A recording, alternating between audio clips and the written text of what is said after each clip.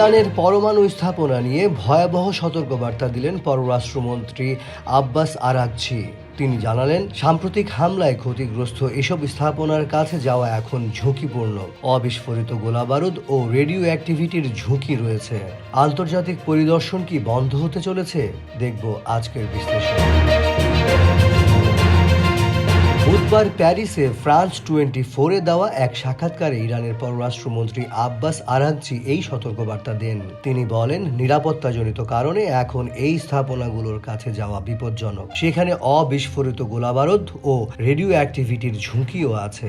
Araghchi জানান, যে কেন্দ্রগুলো হামলার শিকার হয়নি সেখানে আন্তর্জাতিক পারমাণবিক শক্তি সংস্থা IAEA পরিদর্শন চালিয়ে যাচ্ছে। তবে ক্ষতিগ্রস্ত স্থাপনায় আন্তর্জাতিক পরিদর্শন পুনরায় শুরু করতে হলে নতুন নিরাপত্তা ব্যবস্থা ও কাঠামো প্রয়োজন। তিনি IAEA বোর্ড অব গভর্নর্সের সাম্প্রতিক প্রস্তাবকে রাজনৈতিক ও একপেশে বলে মন্তব্য করেন। তার মতে, প্রস্তাবে ইরানের পরমাণু স্থাপনায় চালানো হামলার বাস্তবতা উপেক্ষা করা হয়েছে। আরাগচি বলেন, কায়রোতে সংস্থাটির মহাপরিচালক রাফায়েল গ্রোসির সঙ্গে হওয়া সমঝোতাতেই স্বীকার করা হয়েছিল যে হামলার পর পরিস্থিতি বদলে গেছে এবং নতুন পরিদর্শন প্রোটোকল দরকার। সেই বিষয় থেকে সরে আসা ঠিক হবে না। ইরানের এই অবস্থানের ফলে পশ্চিমা দেশগুলোর সঙ্গে তেহরানের পারমাণবিক ইস্যুতে উত্তেজনা আরও বাড়তে পারে।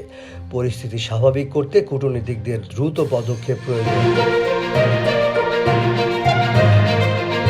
ইরানের পরমাণু স্থাপনার এই নিরাপত্তার ঝুঁকি কি আন্তর্জাতিক উদ্বেগকে আরও বাড়িয়ে দেবে? IAEA কি নতুন পরিদর্শন প্রোটোকল গ্রহণ করবে? কমেন্ট বক্সে আপনার বিশ্লেষণ জানান।